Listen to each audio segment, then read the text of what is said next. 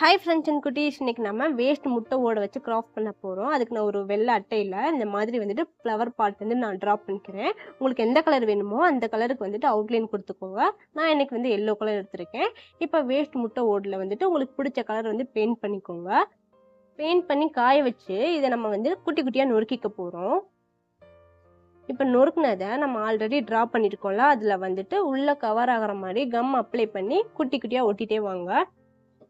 இந்த மாதிரி நம்ம வந்து ஃபுல்லாக கவர் பண்ணதுக்கப்புறம் மேலே வந்துட்டு ஃப்ளவர் ஒட்ட போகிறோம். அதுக்காக வந்துட்டு நான் லைட் க்ரீன் வந்து யூஸ் பண்ணியிருக்கேன்.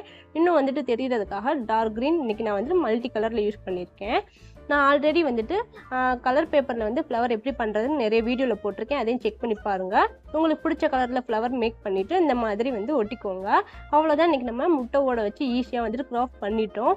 ஓகே ஃப்ரெண்ட்ஸ் அண்ட் குட்டீஸ், இந்த வீடியோ பிடிச்சிருந்தா லைக் பண்ணிக்கோங்க. நம்ம சேனலை சப்ஸ்கிரைப் பண்ணிக்கோங்க. தேங்க்யூ.